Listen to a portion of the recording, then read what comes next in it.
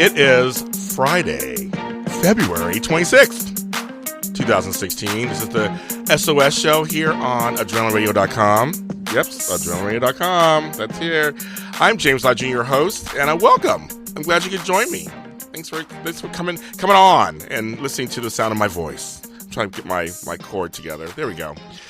So we have a great show today. I have a guest, Erica Duran, who'll be on in a little bit.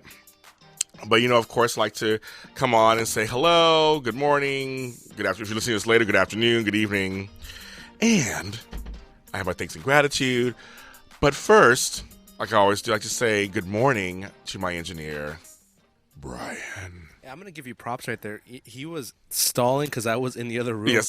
closing doors, and that was perfect. I let the cat out of the bag. I apologize, but I thought that was impressive enough to let the audience who can't see us obviously know that I was in there closing the doors because there's a room that separates me and James. Yes. And he's like, I want to say thank you or good morning to. But I thought that was awesome. That was great. Perfect. I am a trained professional. Professional. That's exactly what you are. Hey, yes. Let me bring up something real quick. Yes, please. Can you say professional for me? Professional. That's how I say it, and my girlfriend makes fun of me. Professional. I say professional. I say professional. Yeah. I emphasize professional. on the pro. I do. So I emphasize the pro also. She says She says you're professional. Yeah. No, she says professional. Quickly. I say But professional. when I say it, I say professional. Yeah, me too. Professional. Me too. I don't understand why she laughs at me. Because I'm wrong. Well, she's a girlfriend. She can laugh at you if she wants to. Well, there's 100 other different reasons to laugh at me, but that one hurts. yeah. It's grammar and word based. Is there if a word looks one way spelled, then it can't be wrong saying it, right? No, I think professional. You guys can always comment on my Twitter if you think it's fine. I think you say professional wrestler. Professional. I know. Pro. I say things like I say orange. Did I say orange? Orange. I say orange like a crazy way sometimes. And just some. I have friends who will enunciate T's in words sometimes, or they'll say the T really hard. So, I don't know. It just depends. Are you a root or a route guy? Oh, that's so funny. I'm root. Yeah, me too. A lot of people are route. But I like to throw a route out there. Do you say auntie or auntie? I say tia. Oh, I love it. There we go. Get out of it, There we go. I love it. Auntie to one of my aunts will be like, "¿Quieres eat this?" Oh, that's so funny. Yeah, my God. He went bilingual. I went bilingual. That's right. Spanish for all my Spanish people. Para toda mi gente allá afuera. Well, good morning. I'm sorry. I'm Drew. It's fine. This is not pile-in. This is my show. Anyway, as we get started today, it's kind of a little fun stuff. I do my thanks and gratitude, and I'm going to do my thanks and gratitude for February 26th. I have two big events happening this week that I want to acknowledge and give thanks to and have gratitude of. I don't know if that makes any sense, but last Sunday, I gave notice on air to a show that started a year ago and basically began my television career. And that's Dishin' Days. It's the Days of Our Lives after show on AfterBuzz TV. This Sunday will be my last day. And I just want to thank every single guest that's ever come on that show. I want to thank every single engineer who's engineered that show, with special mention to my girl Alexis Torres, who was there from the very beginning. I want to thank Peter Ramos, who actually got me the gig, who actually invited me to come on as a special guest. And then when the lead host left to do an event, said, "Can you come on and host?" And I had never hosted in my entire life. I actually posted my first episode on my James Lott Jr. Facebook page, and you can all see it there. And I'm like, that's me, my first episode. I seem so different. But he got me in, and he also was the host I replaced after he left full time. I was on every other Tuesday or something like that. It was something really funny. And then the OGs that are still going to be on there after I leave, Mark J. Freeman and Tony Moore, I want to thank them for the opportunity, the humor, and the chemistry we had. The three of us really gelled and had a really good chemistry on air. And they've given me the opportunity to come back anytime I want to visit if I need to, come on the show and talk Days of Our Lives. They will always hold a special place in my heart. We're friends off camera, so I will still be talking to them, of course. But I've had some really, the fans especially, the followers, the viewers, the listeners, have overwhelmingly given me this whole week such support and kind words and tell me I'll be missed. And just you never know like what people really think about you sometimes until you're dead, I guess. But I'm not dead, but leaving the show. So it's very interesting to kind of have people tell me how they feel about me, and I don't even know them. Not like in person. I should have met a few of them, but not in person. But it's very nice to know that we're all part of the same village, and I just want to really give you thank you. And I've never experienced it in my entire life before, so this is really great. I also want to give thanks and gratitude. I started my weird week. I actually started a new show on AfterBuzz TV. It's the Hallmark Channel's When Calls the Heart. It's a series. It just started its 3rd season, and it's on, like I said, on Hallmark Channel. And the fans call themselves Hearties, or Hardies, however you want to call them. And we started our after show on Monday, and the response went viral. My co-host Marissa and I were completely overwhelmed by the overwhelmingly positive response to our after show. We both love this show. The show is a period piece. It co-stars Jack Wagner. Remember him? All I Need. He used to be on General Hospital. He was Frisco. And it also has Lori Loughlin, who, of course, is also returning to the Fuller House that was released today. Or I think it's released, I think it's released today. She's on there. She plays Abigail. And these 2 lead actors who I've never heard before in my entire life, who are just phenomenal, Aaron Krakow and Daniel Lissing. It just shows a period piece set in the Wild West, and it's just a family-friendly drama. And it has like really good storytelling, and it's just no cussing, no nudity, nothing. It's just completely just like a regular family-friendly show, created and run by Michael Landon Jr. So his father did Highway to Heaven and Little House on the Prairie, which I grew up with both of those, of course. And it's a really great little show, and I had no idea the fans were that big. The fan base is big. I think it did some really good numbers against The Walking Dead this last Sunday. So it's just a very interesting show. So I do that on Mondays. And so I'm saying goodbye to one show. I'm saying hello to one show. My social media feeds have just been crazy with everything in between. But I just want to thank all those fans, the Hardys, for their support and just welcoming into their village. And it's just nice to know that it's part of life. I think this week has been very representative of me, of just life itself. Me leaving Dishin Days opens up some other opportunities for me. Actually gives me a day off, which I desperately need. And this last week, my best friend Michelle came to town, which I didn't know, from San Francisco. I hadn't seen her in months. And I got to spend a day with her. And I want to give a thanks and gratitude to Michelle Kirby Rodriguez. And she is just one of my besties in the world. And it was really great to actually spend time with her, too. So it's just kind of like all these things were kind of swirling around, and it's about life. If you stay in your lane, stay open to the universe, and just kind of keep moving, put one foot in front of the other, who knows what will come your direction. And even when things kind of end, things also can begin. It's just a real, it's real talk. It just really happens. I mean, it's not even just platitudes. This week I saw a real example of just how life just goes on, and you can just navigate through it. So I'm just very fortunate. I just think every day that I get to have this amazing career, and I have amazing friends, and I have amazing followers and fans. And I think everyone should always take a look around with who's around them and who they surround themselves with. And if they're good, just say thank you to them. Say you live in gratitude with them there in your lives. I think there's nothing wrong with that whatsoever. And I will continue. Like I said, I do it on this show every week. I do it in my real life. I just always think that sometimes people like to hear that they're important or that you appreciate them. It's okay. Just saw something in the engineering booth. And so it's just a lot. It's just, I think there's no problem with doing that. So that's my thanks and gratitude for today. This episode. And I always do that. Like I said, every episode I do that. I invite all of you to do that. Do that. Pick one person this weekend and just tell them what they mean to you. That's all. Tell them what they mean to you. I think it's a great idea. So my guest, Erica Duran, is going to be a very interesting person, and she's calling in. So we're going to go ahead and talk to her and see what's going on with her. So my guest today, I'm make sure I get her title correctly, because I like to do this correct. She is a business coach for modern online entrepreneurs and a freedom-based luxury lifestyle designer. I just love that title. And we're going to find out what all that means and more. My guest today is Erica Duran. Erica. Hi. Hey, girl. How are you? I'm good. How are you? Thank you for having me. Well, welcome to the Super Organizer Show with James Lott Jr. SOS. We're here to help, right?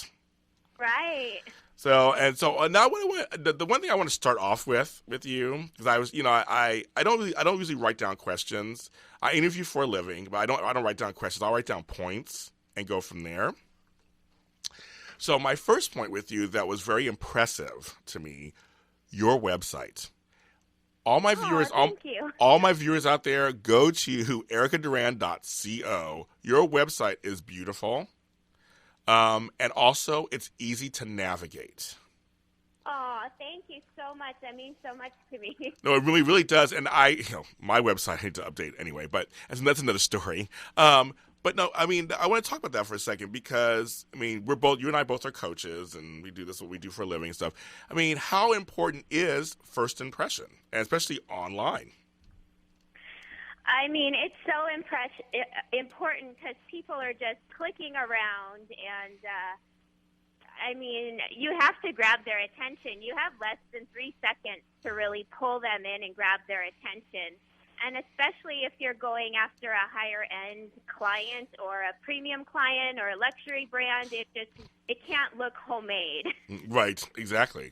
And yours looks just beautiful. I mean, first impressions, you can't really make a second first impression, can you? You're right, and I really I do a lot of blind user testing. I don't know if I'm getting off topic. No. You're the topic, so you will never be off topic. I've been doing a lot of blind user testing to make my website even easier to navigate and make sure it's really clear because, just a few months ago, people were getting confused. Oh, it looks like a travel website. And I'm like, well, that's not really right. So just tweaking till I get it, get, user friendly and easy to navigate. So that's why when you said that compliment, I was like, oh my gosh, all that work paid off. Well, because I was told in my media training years ago, it's like, they want just a click or two. They don't need anything more than 2 clicks to get to something that they're asking, right? They just want to get to it. It should be, we're almost making it lazy proof or lazy positive. I don't know what the word is. It's for people so they can just go. I mean, for me, like I said, I'm an organizer because I'm too lazy because I don't want to have to look for stuff. I want everything to be in its place. It's kind of like a funny play on words. And so that's why I said your website was just so easy. It was like, I looked at it, click right there. It takes you right to what the question I had about you. Right. And it's also about leading the customer to make a decision, Ooh, okay. whether it's to work with you or opt into your email. So if you have a direct path of leading them to click, on your free call or on your email opt-in, and there's nowhere else to click or it's just obvious that you're supposed to click there, it helps a lot.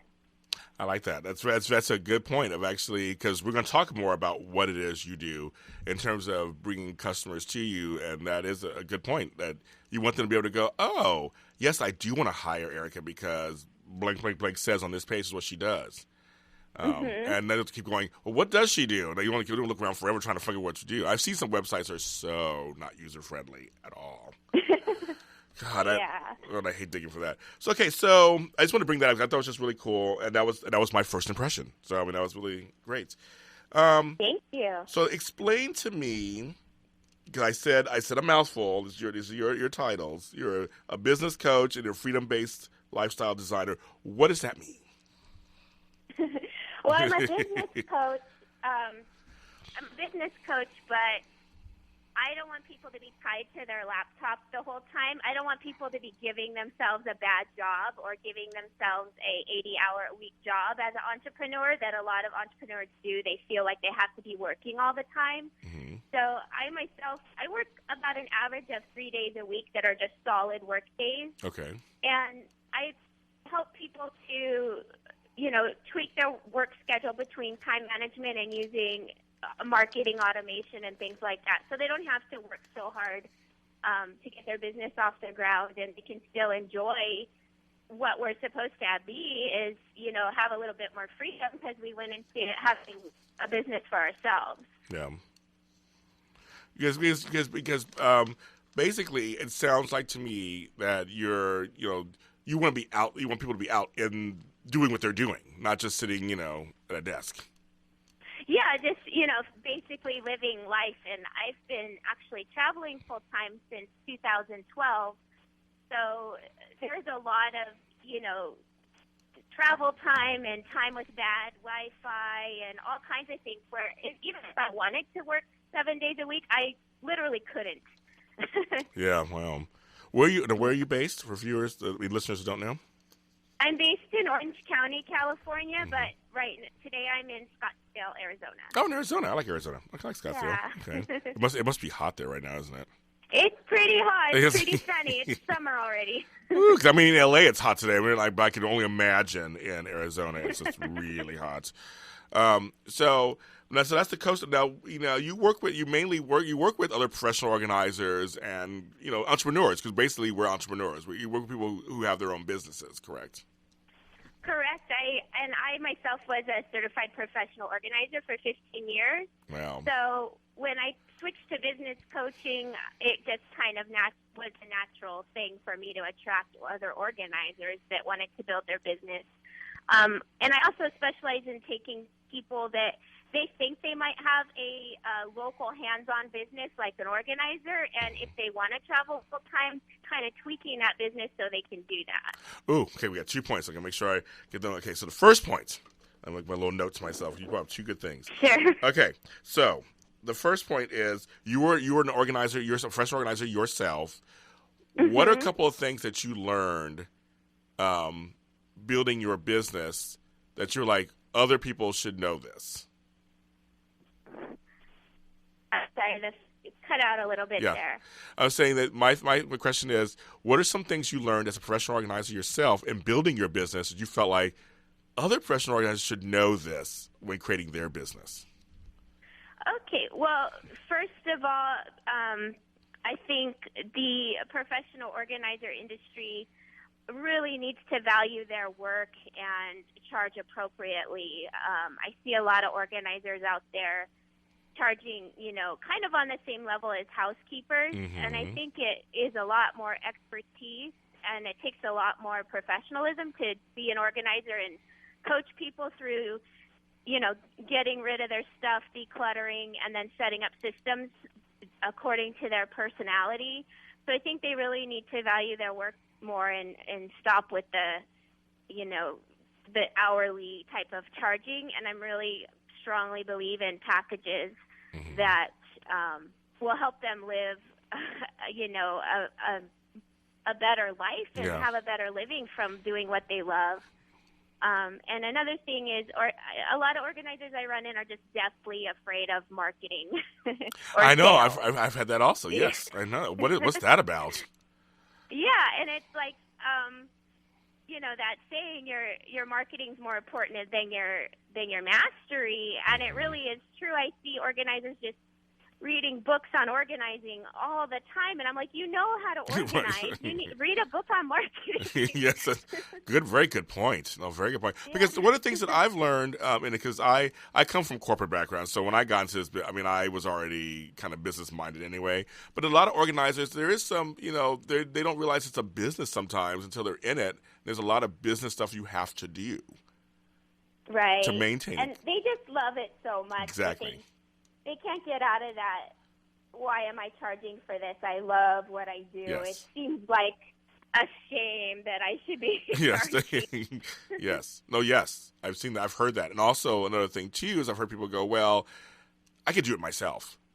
Well, it's like, well, you're not doing it yourself, obviously, and that's why you're looking towards an organizer. So, I mean, how do you teach organizers? Because you go into this whole value, how they value themselves. How do you get organizers out of that mindset? Well, they could do it themselves, and why am I charging, basically $60 an hour, so to speak? How do you get people out of that?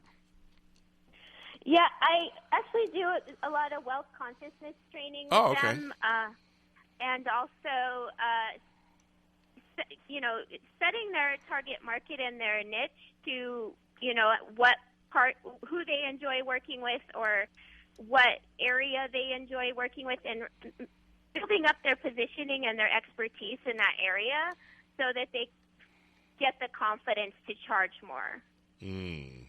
That's a good point. I just I'm very when I got into coaching, I was already an organizer. I added life coaching to my life 4 years in, and I went to Coach Training Alliance, and I went through a program there.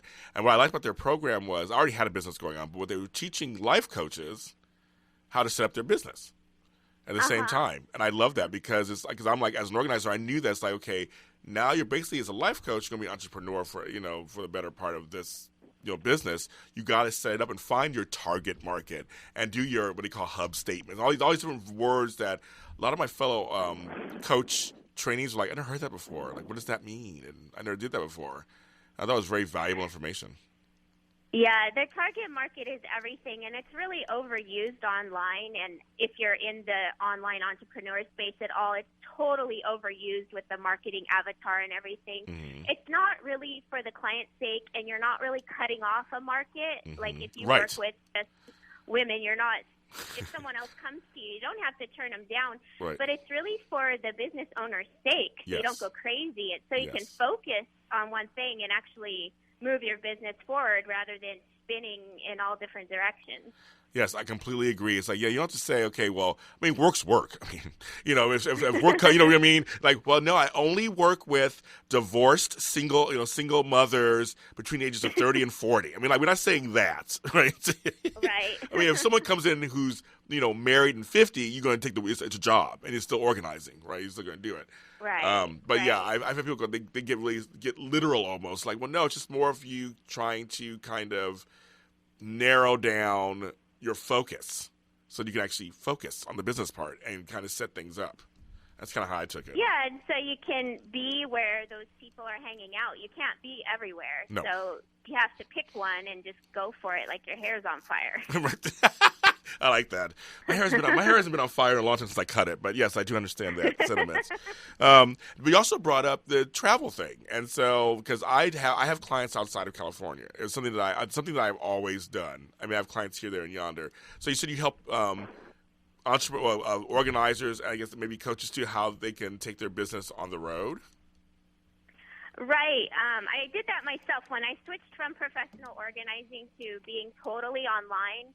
I started doing time management and productivity training for entrepreneurs. Okay. So that was a way to kind of move online with some of my skills as an organizer. And I also did some virtual organizing. But what I also did was create VIP days where I would travel to the person's house or business wherever they were, or they could come to me if it was more of a coaching thing and not so much touching their things and organizing it. And, doing it that way rather than staying in my local market, it really opened up the world to be my market. What is one tip about traveling business that you can kind of share with us? Traveling with like an organizer type business? Yeah, going on the road. You have to really build up your personal branding rather than having your website look like a generic organizer website. Got it. Because to grab the world's attention that you are the expert in whatever type of organizing, it can't look like just some before and after pictures and things like that. I like that. That's good. That's a good one. And you also talk about virtual organizing, which I've never done. Virtual organizing? Yeah, I've heard it before, but I've never done it. Yeah, I mean, when you think about it, if you look at yourself when you're with a client, you're basically coaching them through tossing or keeping or sorting. I myself didn't really get into touching their stuff a lot, so I could very well do the same thing on Skype, like video Skype. Oh, okay. Yeah, because you can see the space. They can twist their camera around or their computer around, and they could ask you questions. You could coach them through things just as if you were there. I never really, like I said, got into really digging in and touching their stuff anyway. Yeah. Wow. Okay, so Erica, stay on the line. We're gonna pay a few bills, and we'll be right back. Okay. So, folks, we'll be right back with Erica Duran. We're talking to her on SOS Show. We'll be right back.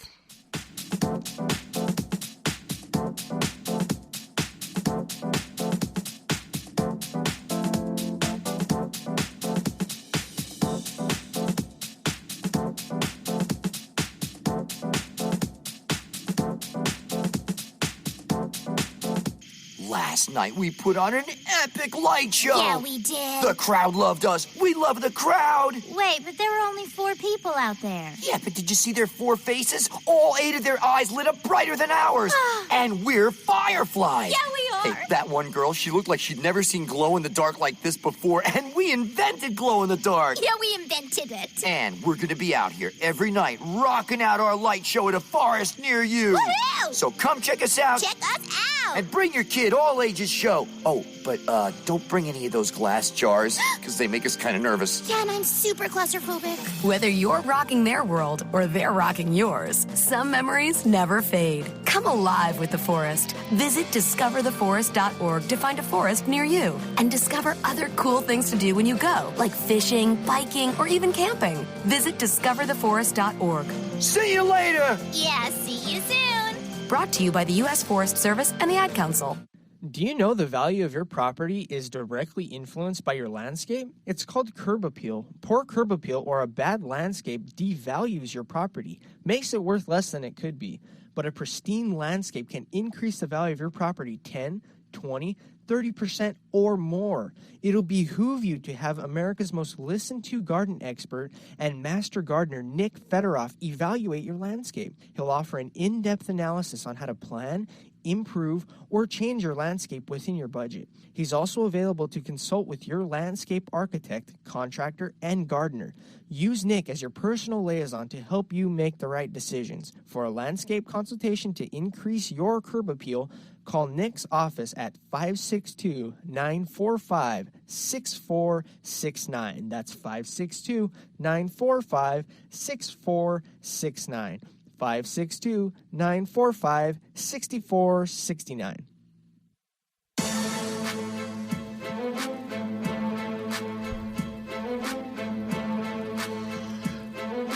We are back. This is the Super Organizer Show with James Lott Jr. here on AdrenalineRadio.com. I got tangled in my cord. Oops. Let me put it this way. Anyway, go that way. Go behind me. There we go. I'm wearing a headset, of course, so all of a sudden today, for some reason, my headset wants to act up. Welcome back, listeners. We are with Erica Duran, and we're talking. Hi, Erica. Hi. Hi, welcome back. So, you actually share your story on your website, and I read it. Oh, the whole. I did. I had a glass of wine. I sat down on my couch, and I was like a bad movie. I'm going to read her story. But there's some things you said in your story that I can relate to. So that's why I'm going to bring some of this stuff up. Sure. One of the things is you brought up that it's just prevalent in my story about how I changed my life. I have no problem saying my age. I'm turning 47 in a few months. And at 40 or at 39, I found myself very unhappy. And you come from corporate culture like I do. From your story, and I was working corporate, and I hated it. I quit my job without a plan B. And you talk about that, and I did mine in 2008 when we were having a really bad time in the country. But I felt I had to go because it was affecting stuff in your life, and I did my life, affecting stuff in my life. I had to do it. I mean. You came from this, so talk about that a little bit, that time period, because you're like, I'm done with what it is I was doing. I need something else. Right.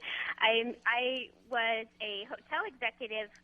I actually have a hotel degree from Cal Poly, and I was a hotel executive for about 15 years. But during those 15 years, I was always doing something on the side, some kind of moonlighting entrepreneurial kind of thing. But one day, it just got really bad with corporate politics. And I just, I called my husband at the time right before lunch, and I said, I can't take this anymore. It's making me physically sick. So he's like, well, just leave. So I just left at lunch and never came back. Oh, did you? So that's the thing. It's like you just said. I mean, I gave a couple weeks notice, but the basis of this was you were really done. Your gut and everything. You were like, I'm done. It's done, burns of bridges, because, I didn't give any notice. I just kind of quietly took my personal items and left. And I wasn't like a front desk agent. I was a marketing director for the whole Western region. Oh, my God. You're like, bye. See you guys later. Good luck. Yeah, I just didn't, slip out from the cafe or the front desk. It was a kind of a big job. Wow. Yeah. So after you did that, that's hilarious. It's hilarious now. After you did that, what was your first like thoughts right afterwards? Just like, okay, I'm free, but Yeah, like I said, I was always trying some network marketing, multi-level thing. I was always trying to, pretend business to be an organizer. Right now, I know that I was just goofing around and not really being a business person organizer. But that went on seriously for years. I'd get one good client and think everything's going to change from this point on, and then it just fall apart again. wow. I mean, but that's fearless. I guarantee you. To me, that's kind of I can admire that on some level. Not saying anybody should just walk out of their jobs. Obviously, not saying that at all. But I mean, like, but to me, behind that story is just that you were unhappy and you needed a change, and you were willing to make a change. That's kind of how the positive spin I kind of take on that. Yeah, of course. I mean, I don't gamble in Vegas, but every single day I'll be really risky. Yeah, I like that. So now you also talk about how you came to coaching. Like for me, it was an aunt who said to me, "You ever thought about life coaching?" And I was like, "What is that?" I had ideas, but not really. Like you hear these esoteric words about coaching and life coaching, and like, is it about talking about the stars and like what's going on and yelling at people? Like I had no really clue. And she was like, "No, I invite you," which is a word I love to use, learning coaching. I want to invite you to look it up, look at some programs, look at some people examples. And so for you, how did coaching? Explain to people, how did coaching come to you? Because you went to school for it too. How did coaching come to your life? Coaching for me just kind of evolved. I'd have a productivity kind of client, and they would just start asking me endless questions about social media, their website, marketing, contracts, all these things just that didn't really have anything to do with productivity. I mean, it kind of does because that time management productivity is kind of the platform of everything. Mm-hmm. It really didn't, and it took me a really long time to actually stop calling myself a certified professional organizer or a productivity expert. Okay. It took me a long time to, even though I was doing business coaching for maybe 4 years, I didn't want to call myself that because I just saw everyone on Facebook. They were so, like, I don't want to offend anyone, but there are just so many idiots calling themselves business coaches. Yes, that's true. No, there is. And organizers, too. Both of them, trust me. Yeah. Yeah, and life coaches. And I just, like, oh, my God, I don't want to be in that, environment or that. I just couldn't do it. But then one day I'm just, like, gonna change my title because that is what people search on Google. They don't search for when they want business coaching. They don't search for productivity experts. So. Nope, they don't. They but that's the one thing. You just brought up a good lesson that for people who are trying to be found online, you really have to think about when you name your business, when you give yourself a title, you got to think about what things and basically in search engines will come up, so you will come up. Right, and even with I've talked to some of my programmers, even the new, it's not new, but new to a lot of people, schema.org, like you really have to define who you are because they only have so many categories. Right, no, right. And I learned that also some other thing I was filling out. It was like they really force you to think about what it is you're doing, what is your title. I'm like, okay, I'll think about it. All right, I'll think about it. Now, I mean, so when you got to coach, so how was the program for you that you took? The coaching program? The coaching program, sorry, yes. I did not have a formal coaching business program. I didn't go to any accreditation place. Okay. The only certificate I have is the certified professional organizer and then the business degree. Okay, got it. The coaching school, but I've had many high-end mentors throughout my career that have taught me like the business of coaching and all the coaching type lingo, like the reflective listening and mirroring and all that stuff. And so how effective was the mentor coaching and so mentoring and the people coming to you going to mentors? How effective was that for you?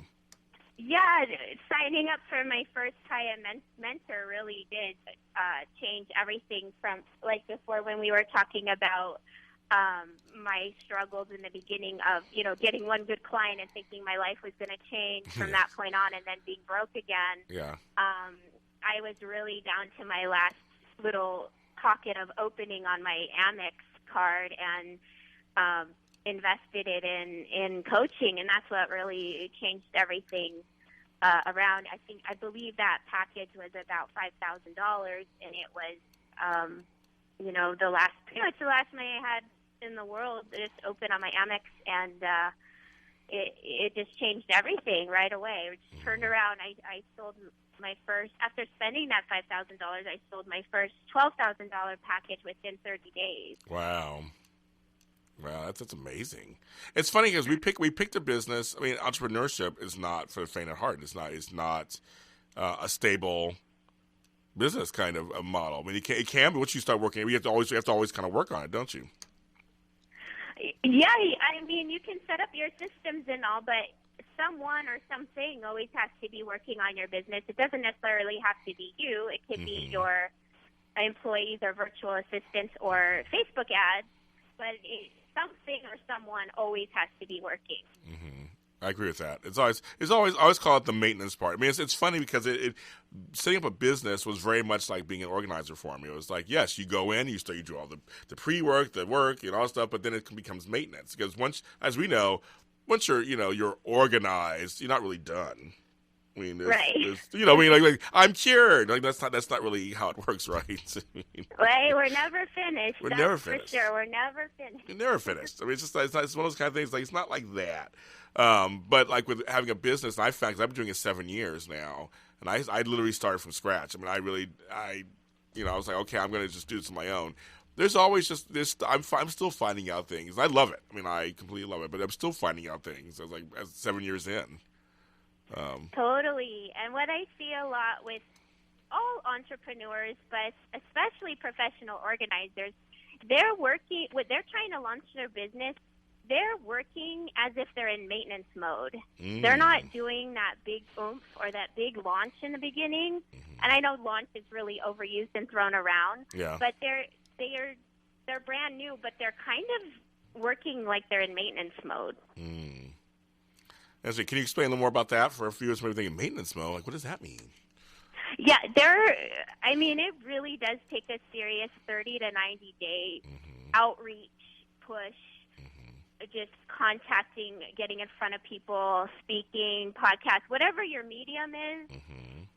It needs to be like totally focused and like your hair is on fire for that first 30 to 90 days until you get it launched. Right. And then things start coming back to you, and you can kind of be in the receiving end rather than pushing so much. But I see some organizers, I made a car magnet, and then I, kind of was in a Facebook group, and then I kind of, went to a BNI meeting. BNI. I know BNI. They're not really, going for it. Yeah. Exactly, and that's so true. You mentioned also your thing about how you used to be part of a lot of groups. I was approached by BNI, and I went to a meeting, and I didn't really care for it. No offense to anybody else at BNI, and like that. It wasn't for me. A little too strict, and I just wasn't really for it. How important are groups? I mean, I built my whole business in person working. Yeah. Back in Orange County, and it was a little bit of a struggle in my own mind to go from in person to just strictly online. I think I was going to miss out on something, but actually my clients and I both get better results because it's more focused and more niched that way online, and there's not all of the distractions when you're in person, and just the time, as far as a time management expert, I mean, the time to, get in your car and drive to the meeting and, network a little bit, then eat the bad lunch, then network afterwards, and then fine. It's just a lot. It's like 6 hours just to go to a simple Yeah. networking meeting. And then you're exhausted, especially if you're an introvert like me. Then you're just exhausted from all the people. Yeah. I just want to say for the record out there, folks, I used to run conferences for a living, and I always worked on the food. That was like no, seriously, because I've gone to enough conferences. I'm like, what are they giving me? An apple and like some tired sandwich. No, I was always like, for breakfast, I made sure there was good coffee and muffins, and for some folks who like some folks like Diet Coke in the morning, I made sure I had Diet Coke. But like, I would always go to the hotels and taste the food and do like, so it's funny you said that, because I'm like, I always taste, my food was good at my conferences. But well, you're a good guy for doing it. I like to eat, so that's kind of self-serving. But no, but you're right. You bring up a good point. It's like, it's kind of for me, I'm a person who likes to be out there. And I believe they called it in my profession, in some professions, like high touch communication. It's like getting out in front of people, right? That's your big thing, right? And as you talked about this several times, that's the most important, right? Getting in front of a chapter or a workshop, or it's just something, right? That's like a big thing to help your business. Yeah, speaking, it could be on or offline, but speaking or holding workshops or just getting in front of your target market at a meetup.com kind of group is perfect. Of course, you're going to build no like and trust faster in person usually, but it can be replicated online. It just takes a little longer. How good is Facebook and Twitter and Instagram, all that, and advertising on those? Because I use them and it has helped me on some level. But how do you feel about those? I mean, everyone's going to hate this answer, but it really does depend on your. It really does depend on your target market and what you're going after. So, for me, for example, I get a lot of clients from Facebook groups.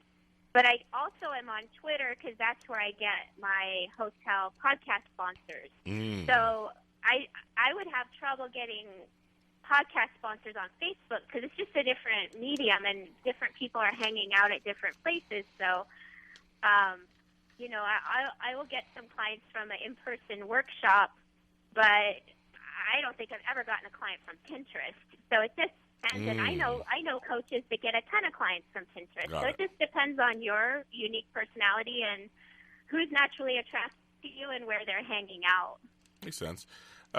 You seem to have built an empire for yourself, like myself. I know I have this radio show, which I'm very blessed to have.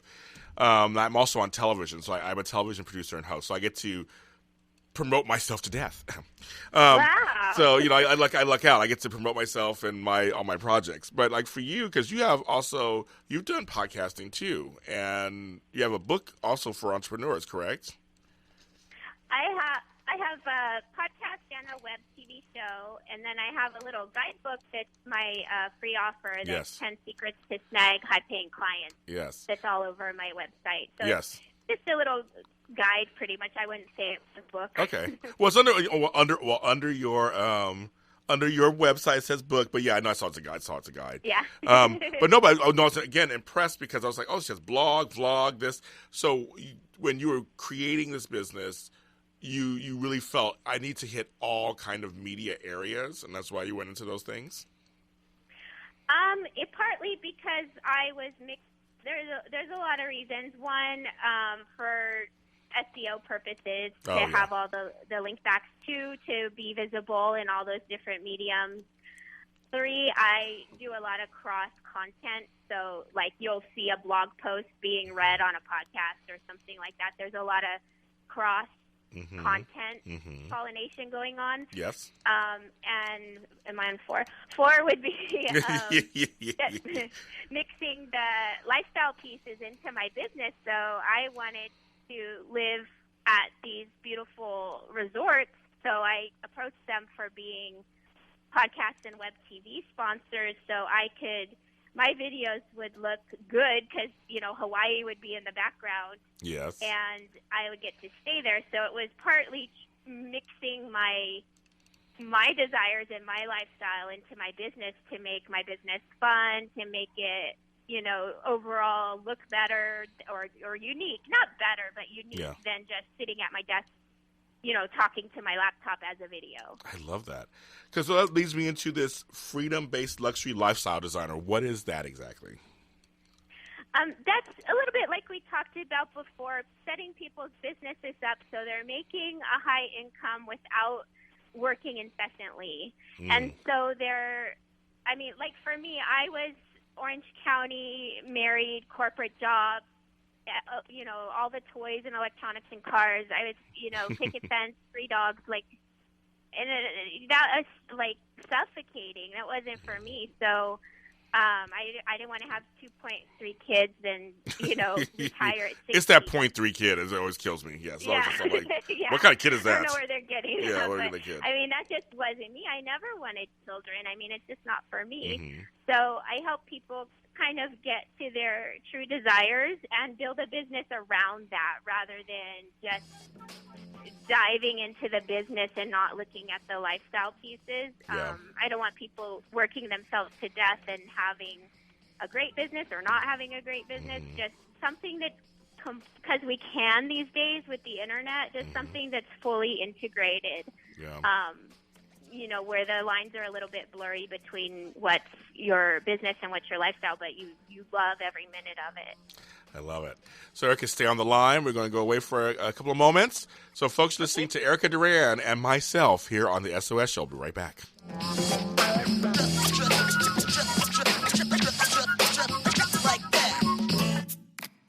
Hi, this is Terry Crews, actor, former football player, game show host, father of 5, and all-around big dude. I'm also an expert on drama. I know all kinds of drama. There's the good kind that comes with having a house full of kids. There's the bad kind like season-ending injuries. There's the necessary kind like having an agent in Hollywood. And there's silly drama like the drama around my percolating pectorals. And then there's the drama you can skip. Skip the drama that comes with not having your high school diploma or equivalency. Find free adult education classes near you and finish your high school diploma.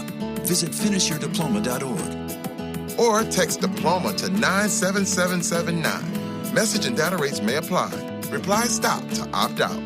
That's diploma to 97779. And leave the drama to actors like me.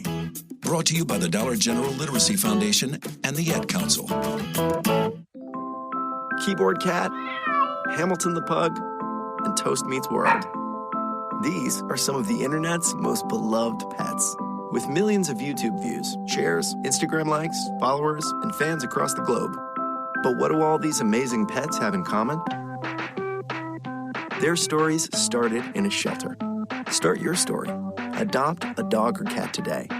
Visit theshelterpetproject.org to find a shelter or adoptable pets near you. Training that pet to play the keyboard? Well, that's entirely up to you. Visit theshelterpetproject.org and hear more about Hamilton the Pug, Toast, and Keyboard Cat's amazing adoption stories. Start a story. Adopt a shelter or rescue pet today. Your perfect pet is just a click away at theshelterpetproject.org. A public service announcement brought to you by Maddie's Fund, the Humane Society of the United States, and the Ad Council. Hi, I'm James Lott Jr. Do you feel like you're working harder, not smarter? Have you ever wondered how others get things done? Are you ready to invite change in your life? I've heard the SOS, and I'm here to help. Join me, James Lott Jr., the host of the Super Organizer Show, every Friday at 10 a.m. Pacific Standard Time, as my guest and I offer suggestions on how to run your life more efficiently. That's every Friday at 10 a.m. Pacific Standard Time, the Super Organizer Show, here on AdrenalineRadio.com. Follow me on Twitter at the SOS_show. When gardening is part of your life, it brings so much. Healthy eating, the freshest, most local produce, and playing in the dirt. At BonniePlants.com, you'll find all you need to succeed. When you grow Bonnie veggie and herb plants in beds or containers, you'll know where your food comes from. Homegrown veggies and herbs ready for cooking, eating, and enjoying. And you did it. So get growing with Bonnie Plants. Hard at work for over 60 years, Dram watering tools have been the professional's choice for quality and durability. Now you can create the softest shower of rain, 9 water patterns for a variety of uses, or a lush green playground. quality you can depend on for a lifetime. Dram, the professional's choice for lawn and garden. Available at a fine garden center near you.